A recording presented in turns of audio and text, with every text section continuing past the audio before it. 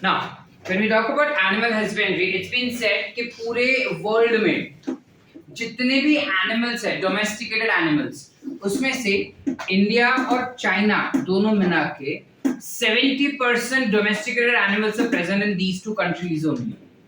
However, though we contribute to the 70% domesticated animals in the world, the yield that we obtain from that is hardly 30% of the total yield. यानी पूरी दुनिया में animals में से जो हमको yield मिलता है उसका 30% ही सिर्फ इंडिया और चाइना में बनाया जाता है, जबकि हमारे पास सबसे ज्यादा एनिमल्स है. So to obtain more amount of food and more amount of product from animals, what are the different means or what are the different ways that we can opt for is what we have to understand in this particular chapter. Now, ideally, according to our government textbook, there are a lot of examples that we have to by heart. That is for board examination. But talking about need respect, हमको ज़्यादा examples by heart नहीं करने.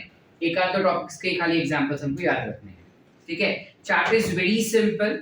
There is nothing in this particular topic of strategies. ठीक है?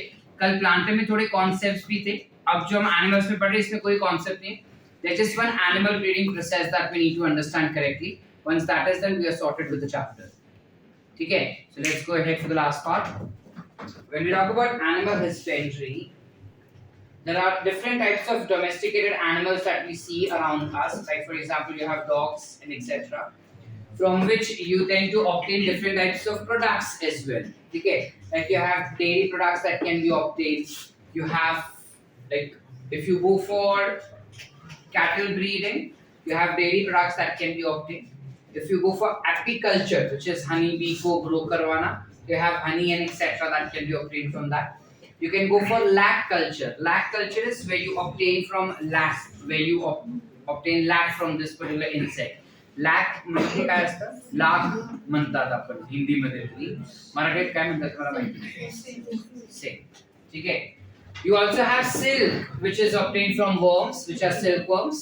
So these are certain animals that are being bred to obtain different types of products and earn money from them as well. जब हम animal husbandry का बात करते हैं बेटा, what do we understand by the term animal husbandry? It is nothing but the care, cultivation, or breeding of breeding and managing and conserving the resources for animal growth or animal care is classified to be as animal husbandry. Okay, so animal husbandry is nothing but it is the branch of agriculture only where you have a specialization in breeding, caring, domestication animals, raising and utilizing animals for our purpose, that is human purposes. Okay. Now, like we spoke for plants which were brought into domestication and then there was growth in them. Likewise, there are certain animals which can be domesticated. बहुत सालों से हमें ये चीज पता है कि animals को मार मार के उनके अंदर से उनके directly eat them the non vegetarian foods basically, right? So here it has been shown the ancient mechanism how we used to kill animals and eat them. Later on we got to know that animals are not just only utilized for food purposes, but we can also utilize them for other purposes, like for example clothing and accessories we can use them.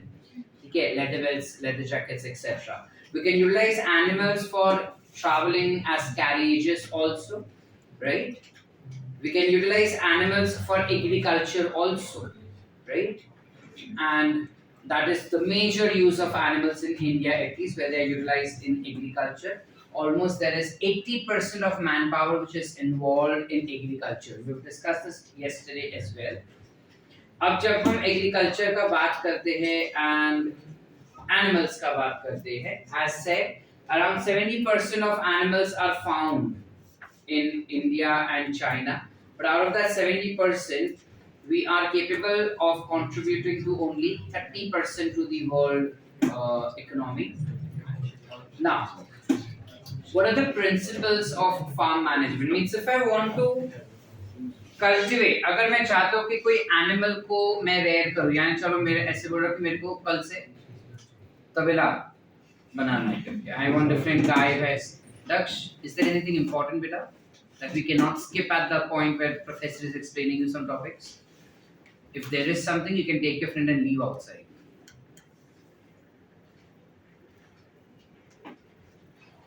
if I want to rear any cattle, what are the different basics necessities that I require? मतलब अगर मैं चाहता हूँ कि मैं गाय भैंस को पालूं या फिर मैं चिकन को पालूं, मतलब मुर्गी वगैरह को पालूं, ठीक है, या फिर मैं बी कल्चर ही कर दूं यानी हनी बीज को ही पालूं, बेसिकली एनिमल ब्रीडिंग के लिए या एनिमल हस्बेंड्री के लिए मेरे को कौन से रिक्वायरमेंट्स चाहिए? सो कौन से रिक्वायरमेंट्स में सबसे पहले we need to understand and we need to select high yielding breeds, ऐसा ब्रीड जो अपने को ज्यादा से ज्यादा प्रोडक्ट लाके दे सके। पहले हमें ऐसा ब्रीड सिलेक्ट करना होगा, that is very important. Post that उस पर्टिकुलर ब्रीड का या उस पर्टिकुलर एनिमल का फूड रिक्वायरमेंट क्या है, वो कौन सा खाना खाता है, कैसे खाना खाता है।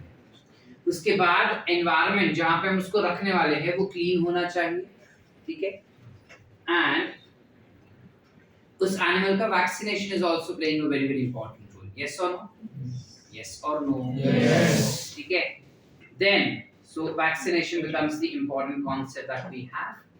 Post that, maintenance of health and veterinary supervision. ये इंडिया में नहीं होता है, but foreign countries में जब हम animal को rear करते हैं कोई बड़ी सी जगह पे, it is a mandatory thing for that particular rearing individual कि वहाँ पे उस particular location पे एक veterinary doctor होना ही चाहिए। हमारे इंडिया में वो चीज़ नहीं होता, ठीक है, हमारे लिए तो veterinary doctors are not existing only, but ideally कहा जाता है कि जहाँ पे तबेला हो या फिर जहाँ पे चिकन को हम ग्रो करते हैं यानी मुर्गियों को ग्रो करते हैं या उनको पालते हैं, उन जगहों पे वेटरनरी डॉक्टर का होना जरूरी है, बिकॉज कभी भी किसी को भी अगर बीमारी होता है, अगर तुम क्विकली उनको ट्रीट करो तो वो फैलने से रुक जाता है, ठीक है, that's why we require this, so you require veterinary doctor, very important. Apart from that, जो भी प्रोडक्ट्स वो बना के हमको देते हैं उन प्रोडक्ट्स को प्रिजर्व करना और उसको प्रोसेस करना is also one of the work that we have, starting with the very first animal rearing industry which is dairy industry. So when we talk about dairy industry, it is basically nothing but production, processing and distribution of milk and milk products will be called as dairy farming, okay, we call it as dairy farming. Now what are the criteria for selecting good breeds? ये हमारा पहला point था कि अगर हम कोई particular animal breeding perform कर रहे हैं तो सबसे पहले उसका बेस्ट क्वालिटी को हमें सिलेक्ट करना होगा। यस और तो सबसे पहला क्राइटेरिया क्या होगा, कैसे हमको पता चलेगा कि वो ब्रीड बेस्ट है या नहीं? तो उसमें अगर हम काव का बात करें या बफेलो का बात करें, जो मिल्क यील्ड होना चाहिए वो हायर लेवल का होना चाहिए। So if you have a better breed, the amount of milk that is provided to us by that particular amount and quality of milk that is provided to us by that particular cow or buffalo is considered to be as one of the criteria. अगर अच्छा quality और ज़्यादा quantity में वो milk provide कर रहा है, and it is a higher yielding breed that we have, ठीक है। Plus अगर वो अलग-अलग climatic conditions में grow कर पाता है, if it is resistant to disease, okay, so when we talk about climatic conditions, you have summer, rainy and winter season. All season mein it should be able to survive correctly without any infection. It should be resistant to multiple types of diseases. ऐसा नहीं होना चाहिए एकदम मुर्दल कि थोड़ा कुछ और बीमारी हो गया उसको, ठीक है, that shouldn't be the scenario.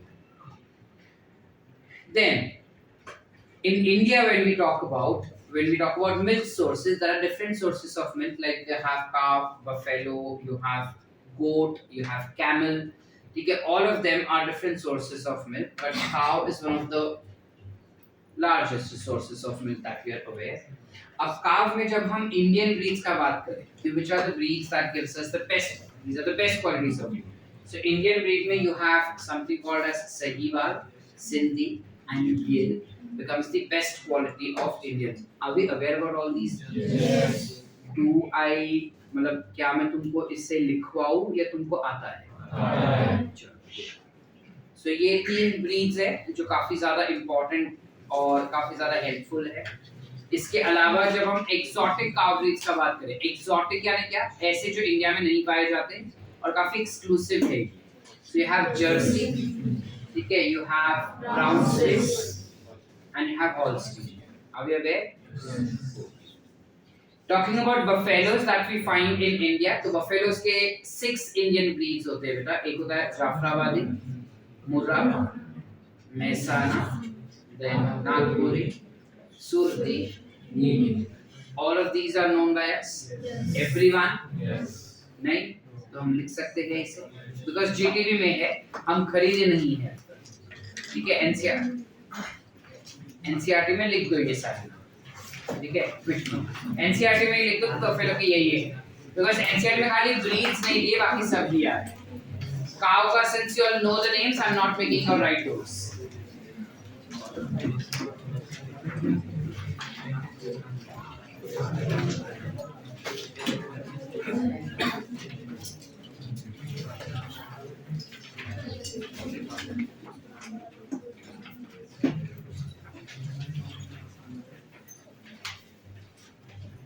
चलो क्विकली, जाफराबादी, मेहसाना, सूरती, नीली, मुर्रा and Nagpuri are the 6 Indian breeds of buffaloes which are classified to be the best breeds.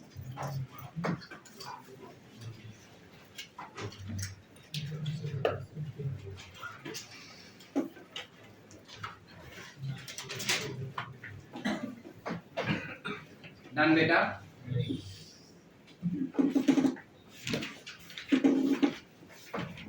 चलो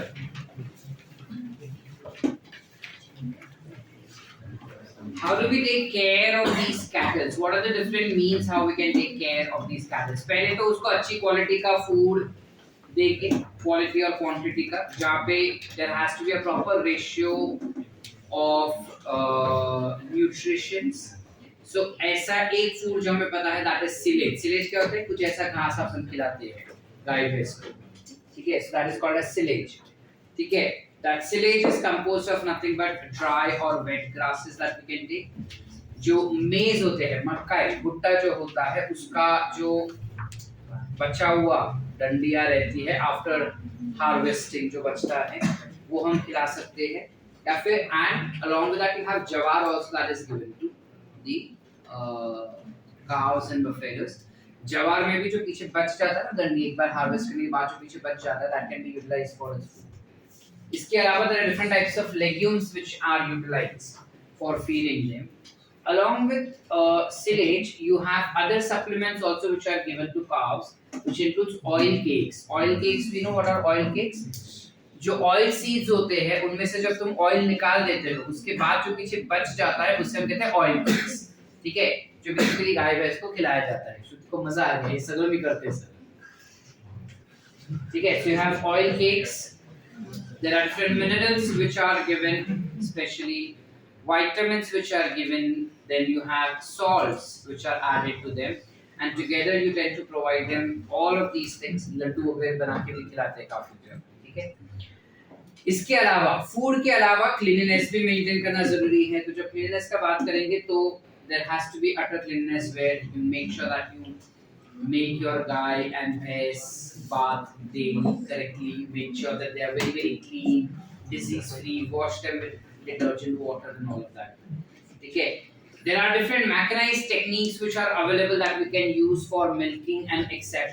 Like for example, जब हम milking का बात करते हैं, this is the traditional method how we do it with the hands, but instead of using hands, if we use machines for doing that, A, the efficiency of milking increases. B, हमारे हाथ के वजह से जो germs अंदर जा सकते हैं वो नहीं जाएंगे। प्लस जब मशीन के थ्रू मिल्क जाता है, that milk is already sterilized and being collected. ठीक है, so utilization of machine is a good thing. Storage के लिए machines इस्तेमाल किया जाता है। जनरली हम ऐसे दूध को बेचते हैं या एक जगह से दूसरी जगह पे कैरी करते हैं, which is a very common practice in India. But then you also have pasteurized milk where you have trucks which tends to carry milk in such kind of containers. Okay, you also have it for transport as we just saw. ठीक है, तो जब तुम machine का इस्तेमाल करते हो transport करने के लिए चीजों का, तो जो मिल्क प्रोडक्ट्स होते हैं उसका ड्यूरेशंस और लायबिलिटीज भी बढ़ जाती है। It reduces contamination of milk. जब घर का बात करते हैं कि कैटल्स को रखा कहाँ जाता है, तो कैटल्स को अलग अलग जगह पे हम रख सकते हैं। So अलग अलग जगह में you have a basic mechanism which is given to us over here as we can see कि एक बड़ा सा तुम जगह खरीदो जो क्लीन होना चाहिए, जहाँ पे स्पेशल जगह होना चाहिए जहाँ पे वो खाना खाए, स्पेशल जगह होना चाहिए जहाँ पे वो पानी पिए, स्पेशल जगह होना चाहिए जहाँ पे वो वॉशरूम भी जा सके, ठीक है, which has to be maintained, very well maintained. ठीक है, उस जगह पे लाइट्स करेक्ट होना चाहिए, पानी करेक्टली देना चाहिए उसको, और फीडिंग स्पेस भी होना चाहिए। ठीक है, अब मिल्क से हमें क्या क्या, मतलब इन कैटल से हमें क्या क्या मिल सकता है? So we are aware that you get something called as curd, ठीक है, condensed milk, we can obtain ghee, we can obtain cream, we can obtain khoya, cheese, butter are certain types of food products that we obtain from them. ठीक है, however, apart from all of these milk products that we are discussing about, you have other businesses also that are associated with them. Like for example, you can go for cow dung selling also. Okay, you can go for manure formation. You can have fuel cakes which are being sold, and you have gobar gas production also. So all of these are nothing but subsidiary or side income that you can obtain from cattle breeding. ठीक है, इसके अलावा जब biogas का बात किया जाएगा, which is methane gas production, that can be utilized for cooking as well as electricity generation. दोनों जगह पे उसका इस्तेमाल किया जा सकता है। वाओ, क्लियर है? सो अगर तुम एनसीईआरटी रीड कर तो यही कचरा भरा पड़ा है इसमें, नथिंग इंपॉर्टेंट। ठीक है, इसमें से एमसीक्यू ज्यादा फ्रेम भी नहीं किए जाते। Talking about next, which is poultry farming. Poultry farming is where we are rearing birds. So there are different types of birds that we see around us, which are being reared. And when we talk about those birds rearing, you call them to be as poultry farming, which is something about domesticating bird species for egg and meat is called as poultry farming. So when we talk about rearing of birds, what are the different types of birds that we can rear? So you have chicken that could be reared, you have geese that is being reared, you have fowl that is reared, then you have ducks that is being reared, you also have turkey that is being reared. ये अलग-अलग birds होते हैं जिसको generally हम rearing करते हैं ताकि उसका चिकन मतलब मीट भी मिल सके और अंडे भी मिल सके इसके। ठीक है, काय झालं श्रावणी? वो बोलते मी तर हे कधी खाल्लं नाही सर। इसके भी अंडे मिलते हैं सर, हम तो मुर्गी के ही खाए हमेशा। अब जब हम बात करते हैं इन सारे एनिमल्स का, बेसिकली मोस्टली हम हेन्स यानी चिकन्स का ही इस्तेमाल करते हैं एग और मीट के लिए, उन्हीं को ग्रो करते हैं। सो जो मुर्गियां अंडे के लिए रेयर किए जाते हैं उन्हें हम कहते हैं लेयर्स, जो मीट के लिए रेयर किए जाते हैं उन्हें हम कहेंगे ब्रॉयलर्स। ठीक है, ये हमें पता है कौन से। अब जब हम पोल्ट्री एंटरप्राइजेस यानी पोल्ट्री फार्मिंग का बात करते हैं, कौन सी चीजें हमें पता होनी चाहिए while doing that? So you can have something as layers farms which is there, you can have broilers farm, and both of them are completely different from each other. And you can have commercial hatchery also. Commercial hatchery is ऐसी जगह जहाँ पे हम अंडों को hatch कर करके जो छोटे छोटे चिकन्स होते हैं वो कमर्शियली बेचते हैं। इसे हम ये भी करते हैं, मतलब अगर मुझे पोल्ट्री फार्मिंग स्टार्ट करना है तो मुर्गियाँ कहीं से तो मिलेगी ना, अपने आप जमीन से तो उखड़ के नहीं लाएंगे हम। तो जहाँ पे इन मुर्गियों को रेयर किया जाता है that becomes nothing but commercial hatcheries कहा जाता है। ठीक है, then what are the allied profession? Allied profession यानी कि जब तुम पोल्ट्री कल्चर करते हो या पोल्ट्री फार्मिंग करते हो तो उसके रिलेटेड कौन से अलग अलग प्रोफेशंस हो जाते हैं, तो काफी सारे अलग अलग हो जाएंगे। बेसिकली एग और मीट बेचना, यानी मैं मुर्गियों को पाल नहीं रहा हूँ बट मैं मुर्गियों को काट के मटन बेच रहा हूँ, और अगर अंडे मिल रहे तो अंडे को बेच रहा हूँ। So that is a slightly different allied profession that we have. You have feed additives, meaning मैं मुर्गियों को पाल नहीं रहा लेकिन उनको पालने के लिए जो उनका खाना चाहिए ना उस खाने को मैं बेच रहा हूँ। ठीक है, then I can go for something called as marketing products, यानी अंडे को बेचना।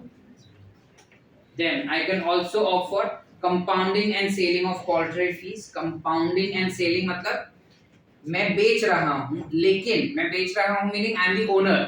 ठीक है, let's say I am the owner and I have hired Priyanka who is doing the marketing work of this. ठीक है, हर उधर जा के बोलते हैं कि भाई इसके पास से ही अंडे खरीदो, इसके पास से ही अंडे खरीदो। I am the wholesaler and she is a mediator who is selling that. So that's what it becomes. And poultry equipments, there are different types of equipments that are required in poultry farming. You can sell those products and earn money as well. Okay. Then you have pharmaceuticals. Poultry में काफी सारे different birds are one of the most fragile animals जिनमें infection बहुत जल्दी हो जाता है, इसलिए उनका फार्मास्यूटिकल काफी ज्यादा फेमस है कि उनको कौन सी दवाई देना, कौन सी इंजेक्शन देना, कैसे उनका ध्यान रखना, ये सारे के लिए भी काफी ज्यादा इनकम किया जाता है। ठीक है, प्रसन्न बोलते हैं तो डॉक्टर ने बोलते ये तो चलो ना। अगर हम पोल्ट्री फार्मिंग कर रहे हैं तो we need to very importantly understand कि उनको कहाँ पे हम ग्रो करें, कैसे ग्रो करें, क्या क्या रिक्वायरमेंट्स होंगी हमारी। तो सबसे पहले डिजीज फ्री ब्रीड चाहिए भाई हमको, ऐसा ब्रीड जिसको कोई भी डिजीज ना होता हो और काफी हेल्दी होगी। इसके अलावा there has to be suitable and safe farm conditions should be available where it is very clean, it is very well aerated, very well lit मतलब lightings बराबर दिए गए हैं। ठीक है, उनका खाना प्रॉपरली देना चाहिए अपने को in proper form and in proper nutritions. Water hygiene, जो पानी हम उनको दे रहे हैं it has to be very hygienic because like humans even they get contracted with lots of waterborne diseases and very easily they get contracted with waterborne diseases. इसके अलावा there has to be healthcare, as said veterinary doctor होना चाहिए। ठीक है, then so poultry breeds के लिए मेरे को कौन से breeds are very well employed for culturing them. So you have American breeds which are available, like for example you have Plymouth Rock, you have Rhode Island Red, we have New Hampshire. Literature.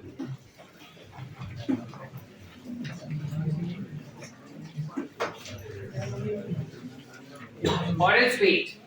रुको, सब एक साथ आएगा एक slide. रुको, don't write right now, देख लो पहले slide मजे ले लो। ये सारे अमेरिकन ब्रीड्स है जिसमें से ये ब्रीड्स हमको काफी कॉमनली दिखाई देता है इंडिया में। Then you can have Asiatic breeds also, which includes Cochin, which includes Brahma, and which includes Langshan.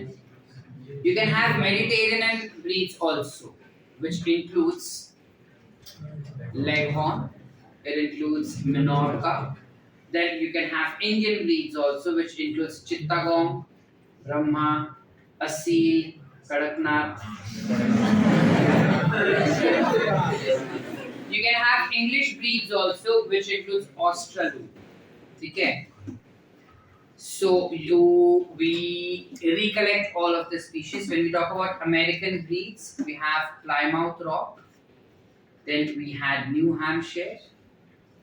We had Rhode Island Red. As 3 species which were American species. We have Asiatic breeds which included Cochin and it included Brahma and Langshan. When we talk about Mediterranean breeds, you have Leghorn, you have Minorca, and Indian breeds where you have Chittagong, Brahma, Asil, Kadaknath. And English breeds will include Australian. Are we clear? लिखे?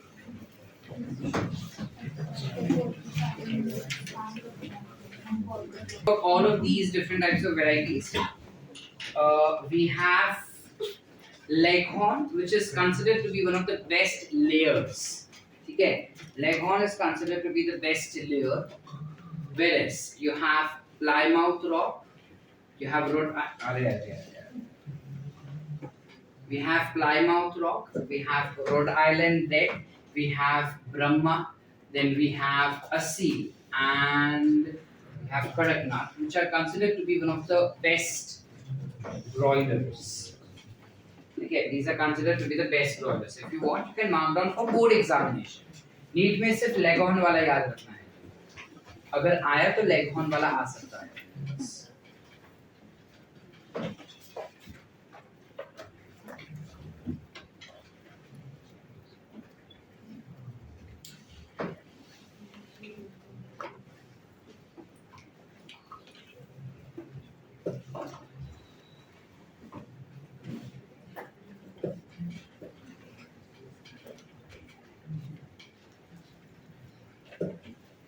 Done?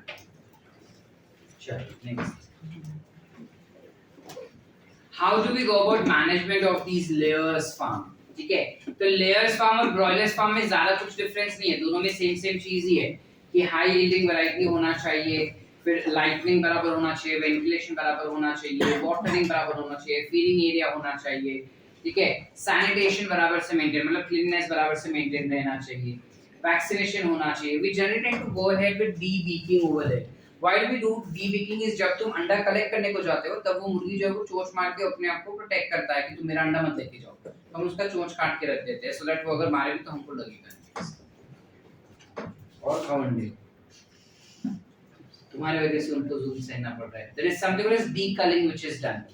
जब mutton वगैरह खाते हैं, जो लोग mutton वगैरह खाते हैं, उनमें मुर्गियों के जो होते सर काट के रख दिया जाता है. Then we tend to freeze them. Why do we do that? Sir काट के रख देंगे तो वो मर चुका है और बाद में इसको प्रोडक्ट को, मतलब क्रूड, जो अब people eating non vegetarian will be knowing it much better कि उसके जो ऊपर का पूरा फर रहता है वो निकाल के खाली उसका जो मांस रहता है उसको फ्रीज कर दिया जाता है. सो मुंडी काटना इज बेसिकली कॉल्ड एज डीकलिंग. ठीक है. Apart from that, so these are all review that we are doing. अगर ब्रॉयलर्स को मैनेज करना है तो हम कैसे मैनेज कर सकते हैं? Again it's the same thing कि प्रॉपर वेंटिलेटेड हाउस होना चाहिए, लाइटिंग बराबर होना चाहिए, फीडिंग एरिया होना चाहिए, फ्लोर स्पेसिंग होना चाहिए ताकि वो इधर से उधर अच्छे से भाग सके. ठीक है, और भागेंगे तो मसल्स गेन होंगे उनके. So it has to be free space, ventilated होना चाहिए area, temperature has to be correct so that they can develop correct amount of resistance also. Okay, correct breed hona chahiye. Poultry diseases, there are lots of different types of diseases. As I said that they are very very prone to different types of infection. उनको काफी अलग अलग type के infection commonly हो जाते हैं. So what are the different types of infection? When we talk about viral infection, you have Ranicate disease, avian influenza, and you have bronchitis which is very commonly seen in them. GTP में दिया है, तुमको वो रखना है या लिखना है? अभी देखो बड़ा बच्चों. We have Ranicate, avian influenza and bronchitis which is commonly seen. We have viral infection in chickens or poultry animals. ठीक है.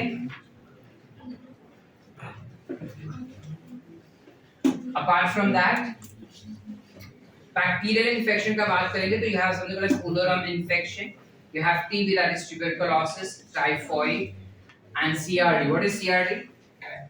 Chronic renal disorder which is very commonly seen in them. And you also have cholera which is commonly seen in them as bacterial infections. जो लिख रहे हो वो लिख लो.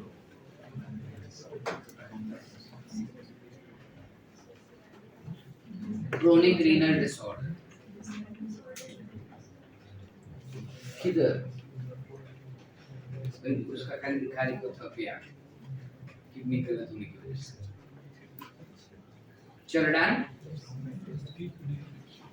There are different fungal infection also like thrush, fungal thrush, aspergillosis and Favus. Are few of the common fungal infections that we see in poultry animals.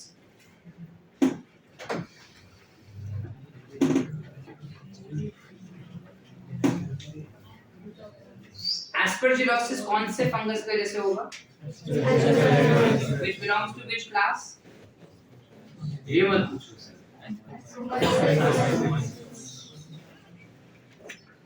चलो चले आगे. There are different parasitic infections also, like you have louse infection. As we can see कि उसका जो feathers होते हैं वो चले जाते हैं. Can we see this? Feathers चले गए उसके. अच्छा नहीं आ रहे. हाँ? अगर वो parasite को हमने मार डाला तो आ जाएंगे. You have cocci worm, cecal worm infection which is being seen. Cecal worm infection is where the worms tends to infect their intestine and because of it there is blood excretion which has been seen in their body. You can have a roundworm infection. A roundworm infection is normal ascariasis that we can observe. Sorted? Any doubts? Clear? So that was with regarding dairy farming and poultry animals that we had to see. We go to one of the important topic of this particular section, which is where we are understanding how do we go about breeding animals. What are the different mechanisms how we can obtain better quality of breeds as well. So जब हम animal breeding का बात करते हैं, what exactly do we understand by breeding? Breeds क्या होते हैं? Breeds are nothing but group of animals which have common ancestors showing similar characters, like general appearance उनका same हो सकता है, या उनके common features हो सकते हैं, या they can be of same size also, or they can be of same configuration also. Configuration मतलब क्या, उसको assemble किया जाता है जैसे. Same configuration meaning they have a similar kind of qualities. ठीक है? Now, this breeding वाला concept is something I'll directly go for offline, मतलब PPT पे हम नहीं देखेंगे, मैं ऐसे तुमको बताना चाहूँगा. जब हम animal breeding का बात करते हैं,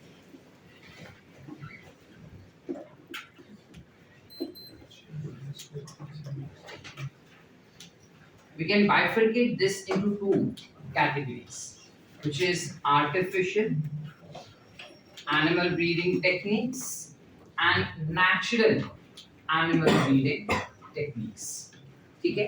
अब supposedly मैंने एक animal लिया, उस animal के अंदर मैंने कुछ genetic engineering किया, और वो genetic engineering कुछ ऐसे मैंने किया है that the phenotype obtained is beneficial for me. Now I want that gene becomes into homozygous condition. ठीक है? या तो मैंने artificially वो gene induce किया उनके अंदर, या फिर मैं naturally उनको mate करवा रहा हूँ, और फिर जो progeny मिल रहा है that is giving me some specific helpful characteristic features, जैसे हमने plants में कल किया, कुछ वैसा. समझ पा रहे हैं क्या बोल रहा हूँ मैं? ठीक है? तो अगर हम वैसा कर रहे हैं, तो natural में there are two methods. One is called as inbreeding. Inbreeding में हम क्या करते हैं बेटा? We tend to consistently go on crossing.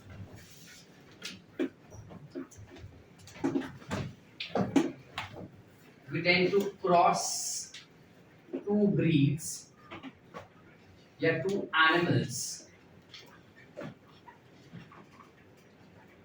who have same breeds and same ancestors for 4 to 6 generations. समझ पा रहे? 4 से 6 जनरेशन तक उनके एंसेस्टर्स सेम होंगे, तो उनके बीच में जो मेटिंग होता है उन्हें हम कहते हैं इनब्रीडिंग. ठीक है? लाइक फॉर एग्जांपल, हम है और हमारे चाचा, कजिन चाचा की बेटी या कजिन चाचा का बेटा हो, उसके साथ शादी हो जाए. ठीक है? और फिर जो हमारे बच्चे हो रहे हैं उसमें हमारे बच्चों के क्लोज रिलेटिव्स जो है, यानी हमारे भाई बहन के जो बच्चे रहेंगे उनके साथ उनका शादी कर दिया जाए. ठीक है? फिर जो उनके बच्चे हो रहे हैं उनमें उनके जो भाई बहन थे पापा के, उनके साथ अभी गेटिंग मतलब एक ही फैमिली के अंदर ही शादी हो रहा है, हम फैमिली के बारे में नहीं जा रहे. इस कॉन्सेप्ट को you call it as inbreeding. इसका फायदा क्या होता है? व्हाट इज इट्स एडवांटेज बेटा? Advantage is that you get homozygosity. Homozygosity मतलब homozygosity of a desired gene. कोई भी एक डिजायर्ड जीन जो हमने इंट्रोड्यूस किया रहेगा, उसका हमें होमोजाइगस कंडीशंस बना के मिल सकता है एनिमल के अंदर. सो इसलिए हम इनब्रीडिंग करते हैं काफी में. लेकिन इसका बहुत ही बड़ा डिसएडवांटेज हो जाता है, वो ये है that an individual, that animal tends to face something called as inbreeding depression. कैसे बता? It faces inbreeding depression, which is loss of reproductive capabilities. यानी कि नो डाउट इस तरीके से इनब्रीडिंग कर करके जो प्रोजेनीज हमें मिल रहे हैं, उनके अंदर हमारा डिजायर्ड कैरेक्टरिस्टिक्स एग्जिस्ट करता है होमोजाइगस कंडीशन में. लेकिन प्रॉब्लम यह है कि जैसे जैसे प्रोजेनीज आगे आगे अपने को नए नए जनरेशंस मिलते जाते हैं, वो जनरेशंस रिप्रोडक्टिवली वीकर होते जा रहे हैं.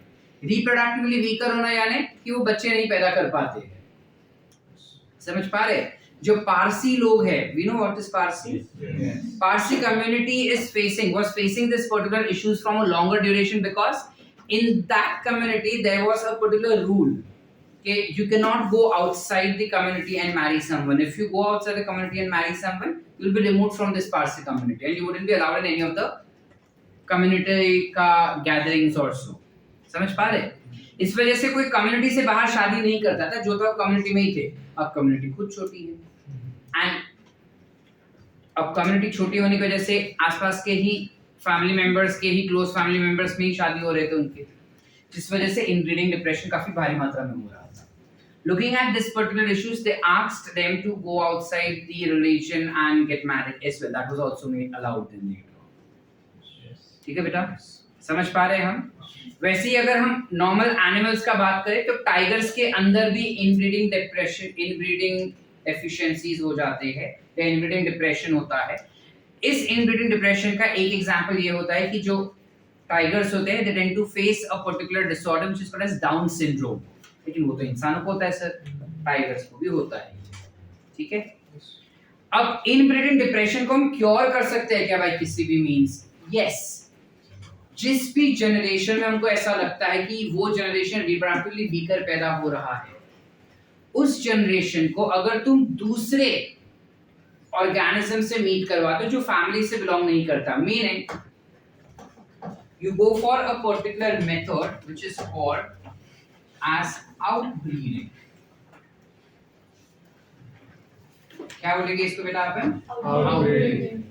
Outbreeding जो होता है ये भी 3 मेथड से हम कर सकते हैं. One is called as outcross, one is called as crossbreeding,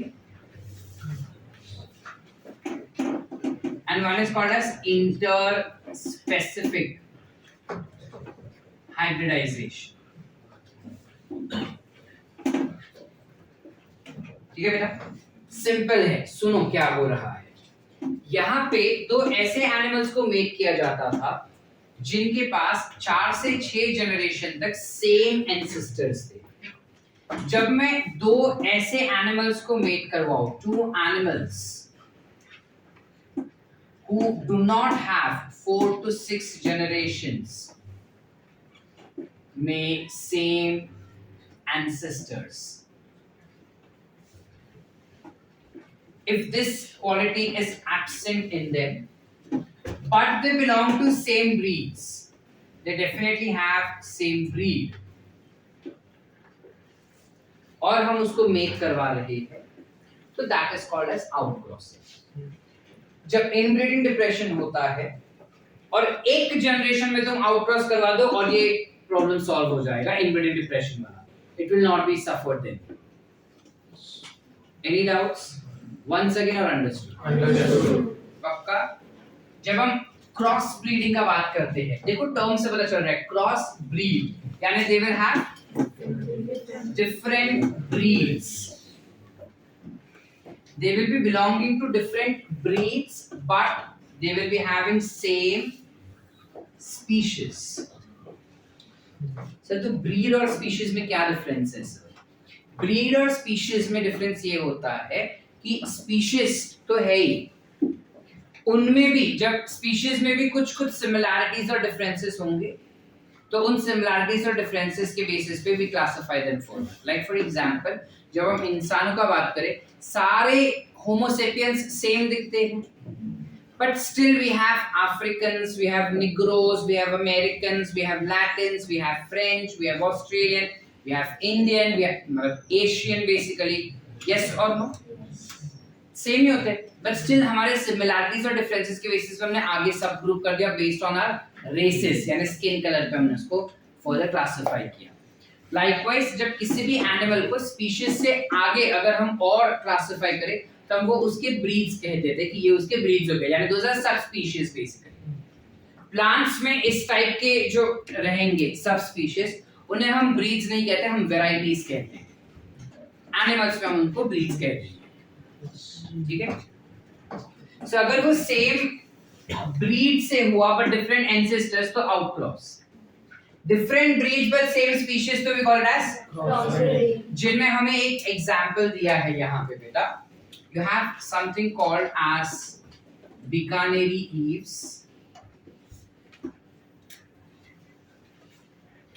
were when crossed with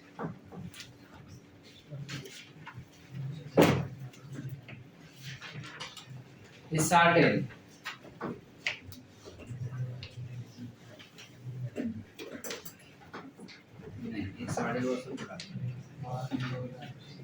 हाँ,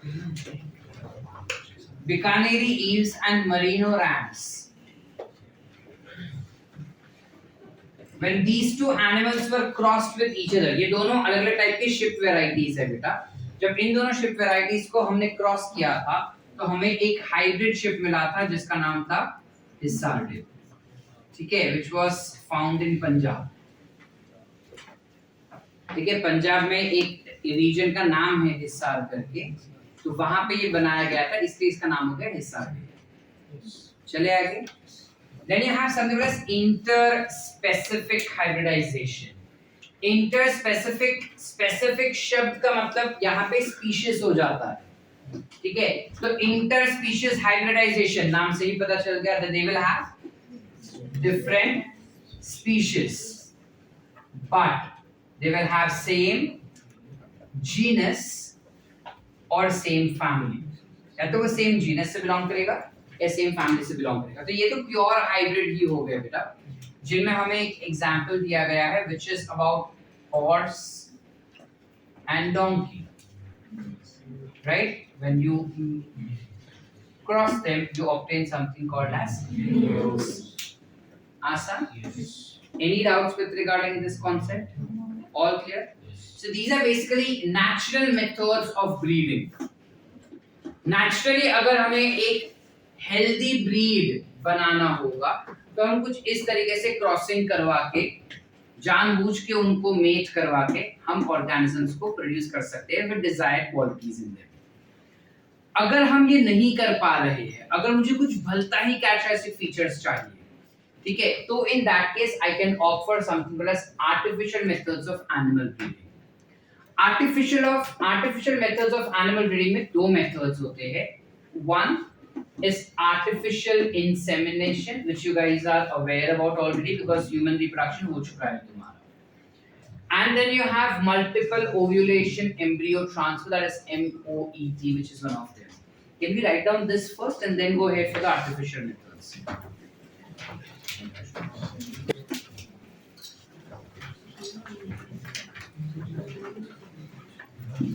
What do we do in MOET? कोई भी एनिमल को हम पकड़े, एज ऑफ नाउ हमारा एनसीईआरटी कैटल्स के बारे में बताता है. So when we talk about cattles, इनमें हम क्या कर रहे हैं? कैटल्स में हमने एक पहले फीमेल कैटल को पकड़ा, उस female cattle is been injected by FSH and LH. We know that injection. Now this is something which occurs in IVF in humans also. So you all have studied this process already, but then उसके थोड़े terminologies अलग थे थोड़े से. ठीक है, तो हम basically FSH और LH के injections देते हैं, जिस वजह से the female gets super ovulation. यानी एक साथ 6 से 8 eggs mature हो जाते हैं. जैसे वो सुपर ओव्यूलेट करते हैं और 6 से 8 एग्स एक साथ मैच्योर हो जाते हैं, we tend to collect mature eggs. Either we collect that surgically. Is it visible to the last page? Either we collect it surgically or through catheters. What are catheters? It's a basically tube-like structure जिसके suction के through हम उसको बाहर निकालते हैं, या फिर हम सर्जरी करके भी निकाल सकते हैं. ठीक है, तो या तो सर्जिकली एग्स को कलेक्ट करेंगे या कैथेटर्स की मदद से हम एग्स को कलेक्ट कर सकते हैं. After collecting those eggs we fertilise them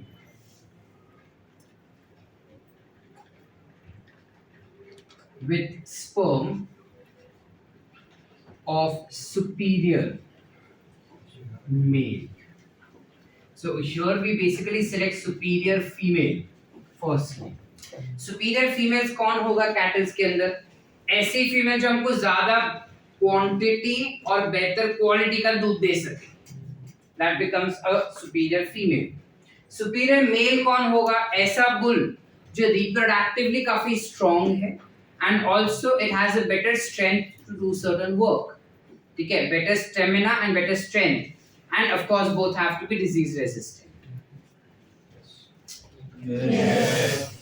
ठीक है, तो हमने सुपीरियर फीमेल के पास से एग्स कलेक्ट कर लिए, सुपीरियर मेल के स्पर्म सेल्स के साथ उनको फर्टिलाइज कर दिया तो जाइगोट बन गया बेटा. तो zygote is multiplied up till blastocyst stage. उसके बाद we select best blastocyst and then we insert in surrogate mother. We know what is surrogate mother? Yes. You have studied this in reproductive care. So we insert these blastocysts in surrogate mother. इससे क्या फायदा होगा? Surrogate mother में मैंने insert किया तो जो original female यानी biological mother जो थी, she is free. So she undergoes another round. By the time ये सब process हो रहा है, biological mother या genetic mother जो थी, she undergoes second round of LH and FSH dosage. So that वापस से उसके body में 6 से 8 egg cell एक साथ mature. And this process continues. This is where you have multiple ovules that are secreted, जिसमें से एम्ब्रियो बनाया जा रहा है और उसको हम सरोगेट मदर में ट्रांसफर कर रहे हैं. बराबर बेटा? That's why the terminology comes as multiple ovule embryo transfer. This becomes an artificial method of breeding. अगर मुझे कुछ जेनेटिक वेरिएशन चाहिए तो जब मैंने एग कलेक्ट किया उसमें वेरिएशंस डाल सकता हूँ, या स्पर्म कलेक्ट किया उसमें वेरिएशंस डाल सकता हूँ, या जाइगोट बना उसमें वेरिएशंस कर सकता हूँ, और वही वेरिएशन वाला इंसान या वही वेरिएशन वाला कैटल या एनिमल हमको बन के मिल जाएगा. ठीक है, and that's why we classify this to be as artificial method because it is not happening in the natural body as we spoke over here in these cases. When we talk about another one which is artificial insemination, इसमें क्या होता है? Basically we tend to select superior male. ठीक है, कोई भी animals के अंदर हम सुपीरियर मेल को सिलेक्ट करते हैं. ठीक है, उसको सिलेक्ट करके we tend to collect their sperm cells या सीमेन. कॉल्ड एज स्पर्म्स और you called as their semen is being collected. That semen के साथ दो चीज होता है. There are two fates. Fates मतलब उस सीमेन के दो नसीब है. या तो उस सीमेन को we go for cryopreservation in liquid nitrogen at -196 degree Celsius, या तो हम उसको क्रायो प्रिजर्व करेंगे. सर क्यों? It's a sperm donor, right? Now since he is a sperm donor, we can utilize his sperm as and when required. Immediate अगर requirement नहीं रहेगा तो हम उसको स्टोर कर सकते हैं. अगर immediate requirement रहेगा तो भी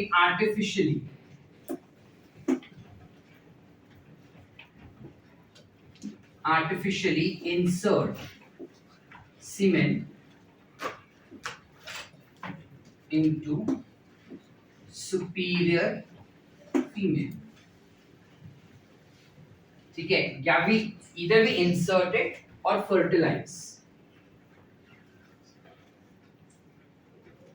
with egg of superior female, which is over here.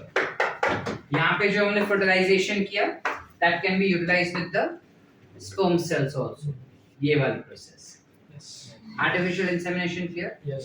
Any doubts in these? No. Sorted? Yes. ठीक है. Board exams में you are maybe asked about try to note down MOET for 2 marks. Flow sheet लिख के आगे तो भी चलेगा, point wise लिखा तो भी चलेगा. Board exams में एक चीज याद रखना कि जब तुम पेपर लिखते हो ना, जितना तुम point wise लिखोगे उतना पढ़ने में क्लैरिटी होता है और दिखने में भी बड़ा दिखता है, तो मार्क्स मिलने के चांस ज्यादा है.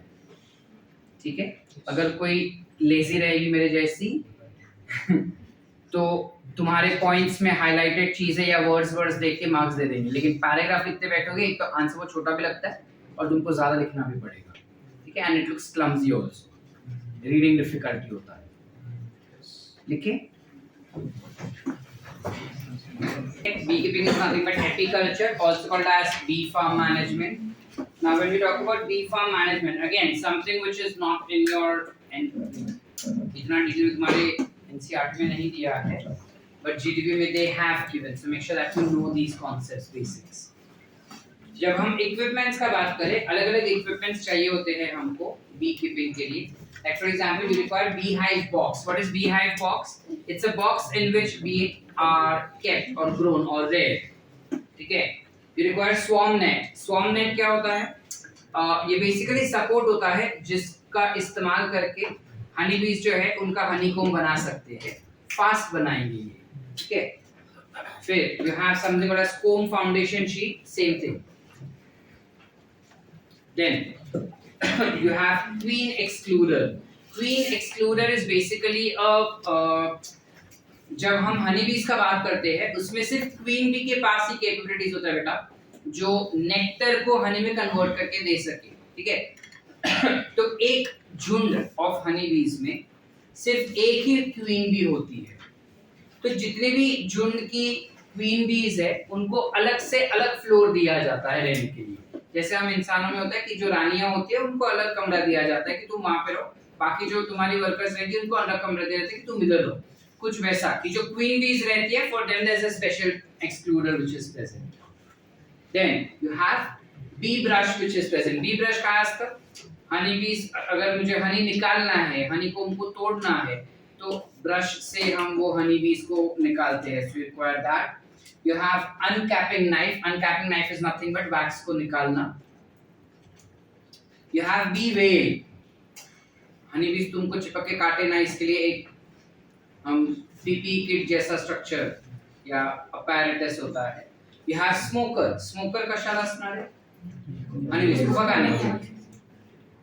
फिर gloves ताकि हनी बीज काटे नहीं और चीज हम हैंडल कर सके, ठीक है। And then you have gum boots ताकि हनी बीज काटे नहीं, same।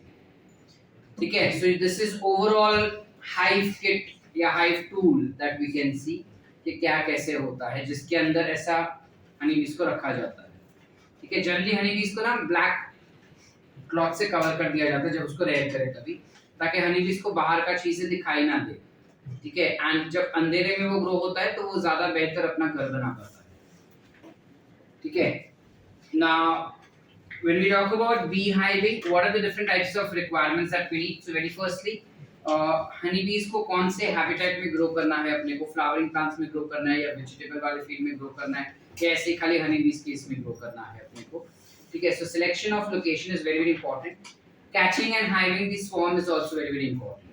Then जब collections का बात करें तो हमें क्या क्या चीजें उसमें देखनी होगी, क्या क्या चीजें हमें मिल सकती हैं इनके पास से। So you can obtain wax from them, you can obtain honeys from them also. So wax और honey को collect करने वाला instrument हमारे पास होना चाहिए, plus management hive यानी hive को बराबर से manage करने के लिए भी एक instrument हमारे पास होना चाहिए, ठीक है। कुछ इस प्रकार का होता है पूरा structure. So we require cleanliness. कौन से conditions से तो cleanliness होना चाहिए, ठीक है। नॉर्मल हनी बीज और क्वीन बीज के एक्टिविटीज को ट्रैक करने के लिए एक पर्टिकुलर स्ट्रक्चर होना चाहिए, ठीक है। कंडीशंस ऑफ ब्रूड यानी जो पर्टिकुलर वेराइटी को हम ग्रो कर रहे हैं उनको कौन से कंडीशंस में ग्रो कर रहे हैं ताकि वो अच्छे से ग्रो कर पाए, and of course provision of water is what we desire, ठीक है। सो बी कीपिंग के वजह से काफी सारे अलग अलग प्लांट्स है, जैसे for example you have sunflower, mustard, safflower, chilli and you have cabbage, जिनमें जब तुम पॉलिनेशन करते हो हनी बीज के द्वारा तो इनका प्रोडक्ट 80% से बढ़ जाता है, इनके प्रोडक्शन 80% से बढ़ जाते हैं। ये हम रिप्रोइन प्लांट्स में भी पढ़ चुके हैं कि जब तुम हनी बीज को इस्तेमाल करते हो as pollinating agent, the product और the yield of your crops tends to increase by 80%. So these are examples of certain crops which are being pollinated with the help of honey bees. ठीक है। You have cucumber gourds, that is water gourd basically, यानी दूधी, तुम्हें क्या म्हणतात माहिती नाही, दूधी, mangoes and apples, and also different types of pulses can be grown in there. So last that we have is fish. ठीक है, एनसीईआरटी में ये लास्ट है, जीटीबी में और भी दो है हमारे पास. So when we talk about fish growing is called as fishery. So when we talk about fisheries, it is nothing but the art where we are catching, processing, and fish farming and marketing will be together classified as fish or of fishes and aquatic animals will be called as fisheries, or we also call as pisciculture. ठीक है, so हम कौन से animals को pisciculture या fisheries में grow कर सकते हैं? You have fish, you have prawns, you have crabs, you have lobsters, you have oysters, you have mussels which are being utilized, which are being there. जो नॉनवेज खाते हैं, मछलियाँ खाते हैं, उनको ये सारी चीजों का पता होगा. ठीक है, जो नॉनवेज नहीं खाते हैं, वेजिटेरियन है, good people. When we talk about prawns, lobsters, these are the ones which are of high market value, and that's why they are grown more in fisheries. Like along with fish, these are the ones which are grown very commonly because generally जो non-vegetarians होते हैं वो इनको ज़्यादा खाना पसंद करते हैं. ठीक है, specifically talking Konkani people. ठीक है, then जब हम fish का बात करते हैं, fish भी अलग-अलग varieties की होती है. So जब हम inland water, that is fresh water fish varieties का बात करते हैं, तो best fresh water fish varieties या फिर the ones which are of higher market values include something called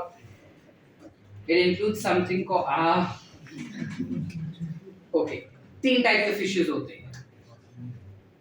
हमारा जो इंडिया का कोस्टलाइन है that is of about 40 to 50 lakh acres. एक काम करते हैं, ये सेल्सफिल खुद कर लेगा.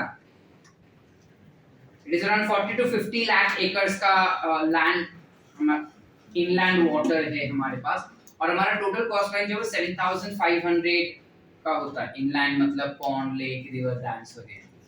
हमारा टोटल जो इंडियन कॉस्ट लाइन है, इनलैंड नहीं, नॉर्मल कॉस्ट लाइन अगर हम बात करें, तो is of 7500 kilometres long, and that's why we rank 6th in our coast line, and that's why fisheries में also we rank 6th right now.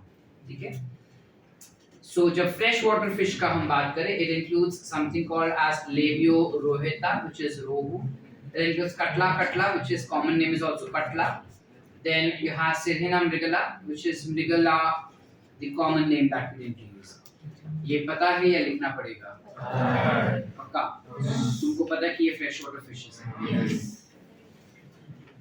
लिखना, wait करिए सर बोलेंगे तब लिखेगी. Those who want to write can quickly write down. ये सारा NCERT में है तो तुमको आएगा. एंड सेकेंडली तुम्हारा जो बोर्ड प्रैक्टिकल एग्जाम्स होगा, ये चुप रहे, चोमू, जो तुम्हारा बोर्ड प्रैक्टिकल एग्जाम्स रहेगा, उन बोर्ड प्रैक्टिकल एग्जाम्स में तुमको ये सारी फिशेस वहां पे लाइव रखी, लाइव मतलब मरी हुई, but then you will have to identify कौन सा फिश है. चलो हां क्या था है सांप सकते.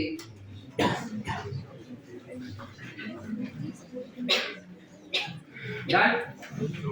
जब हम मरीन वाटर फिश का बात करते हैं, 3 नाम लिखने के लिए कितना टाइम लगा?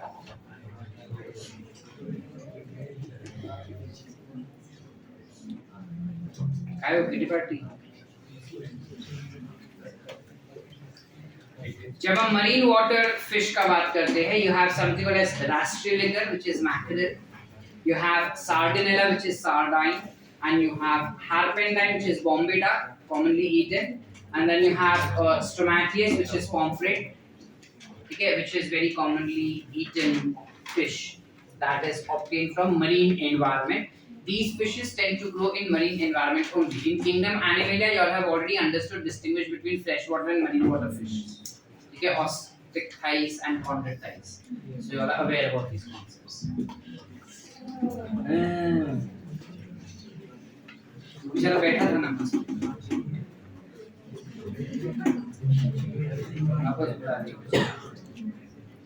चलो चले.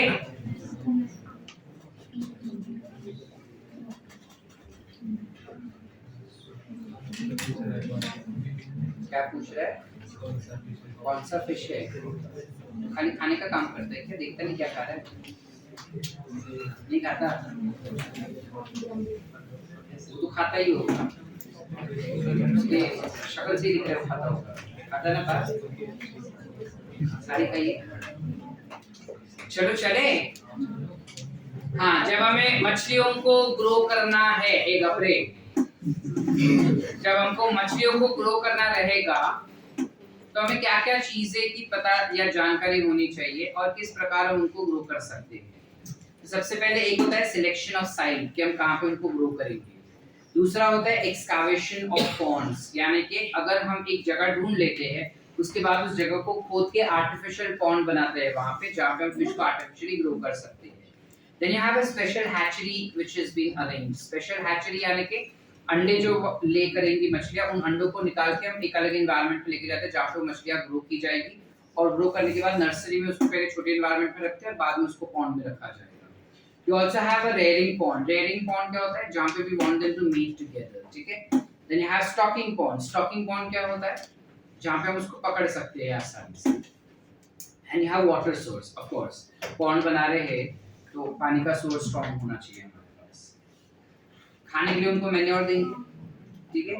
या फिर सप्लीमेंट्री फीड्स दिए जाते हैं जो मार्केट में अवेलेबल रहते हैं हमारे पास। फिश फार्म्स का बात करते हैं तो या तो यू कैन हैव मोनोकल्चर, यानी एक ही पॉन्ड के अंदर सारे फिश डाल दो तुम, या फिर अलग-अलग फिश है तो अलग-अलग पॉन्ड बना के उन फिशेस को ग्रो करो। So either you can go for monoculture और you can opt for polyculture. What are the preservation methods? मछलियां तो हमने पकड़ ली, मछलियां को ग्रो भी कर लिया, अब वो क्या थोड़ी जिंदगी भर वैसे रहेगी, तो अगर वो मर रही है तो मरने के बाद उसको हम प्रिजर्व कैसे करें? So for preservation you can opt for something called as chilling. हमको पता है कि चिलिंग करते हैं।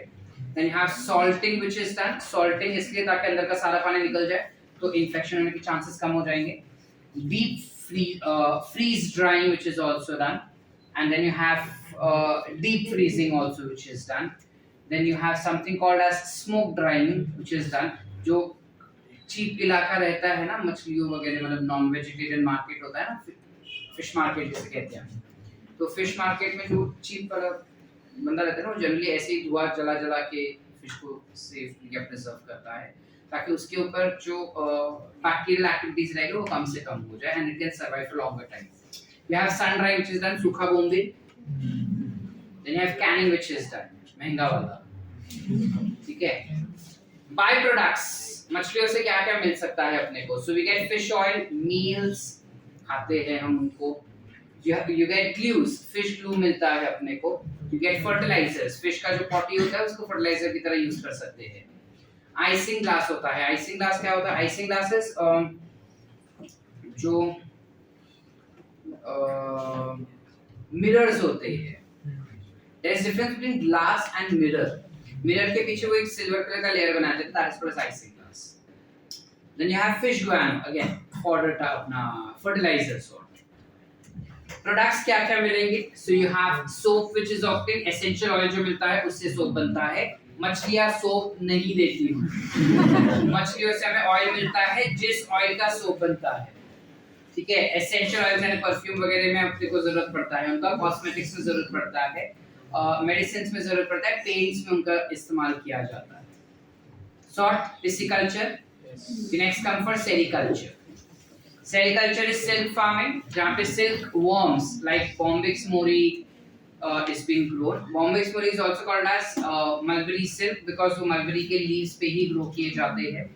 तो generally इनका life cycle कैसे होता है कि एक particular छोटा सा अंडा रहता है, वो अंडा जब hatch हो जाता है तो hatch किया गया जो worm रहता है वो उस leaves को खा जाता है। जब वो उन leaves को खाता है तो खाते खाते बहुत मोटू हो जाता है, मोटू होने के बाद वो कुछ केमिकल सीक्रेट करता है उसके आसपास, और उसके आसपास केमिकल सीक्रेट किया जाता है जिसकी वजह से बनता है something called as cocoon. You see this?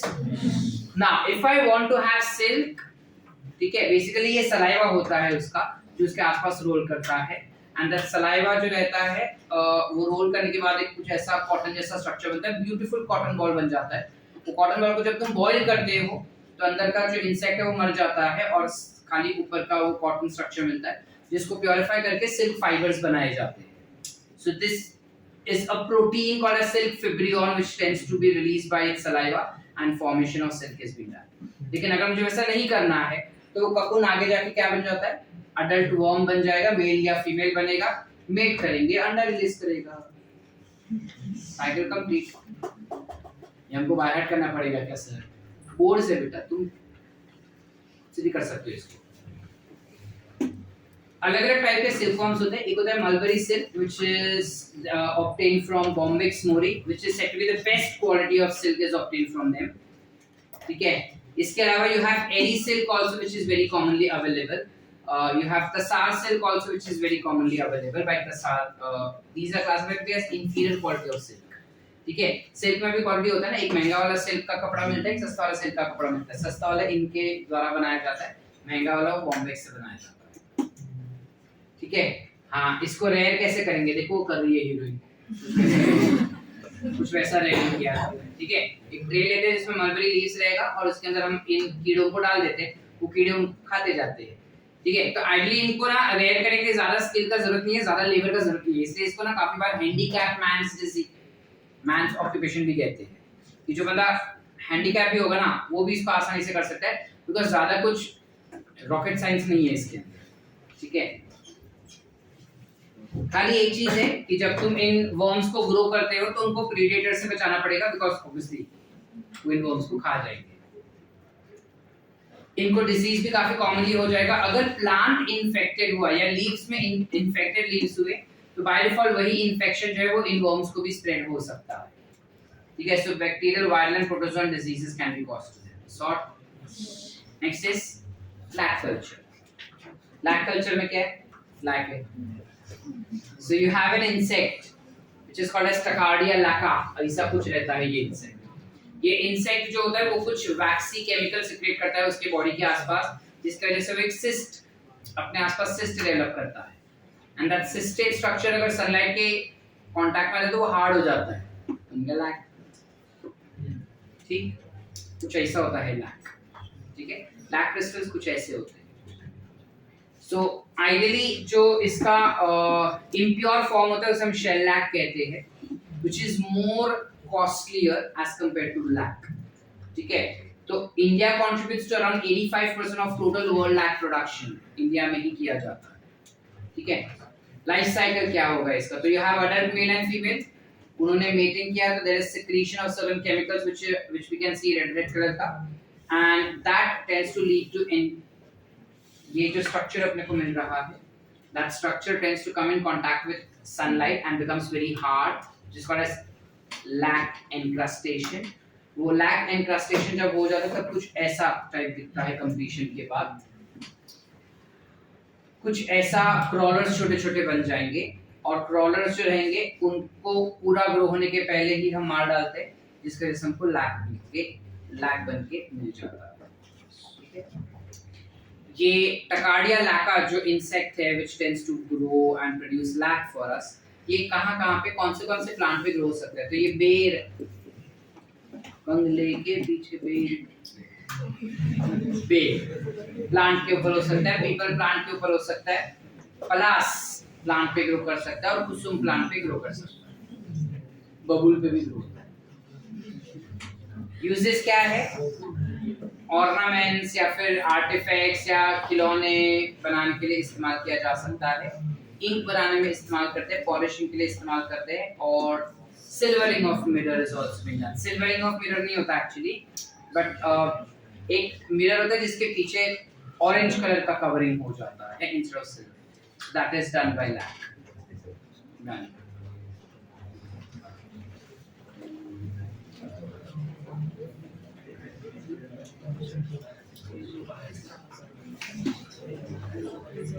Done?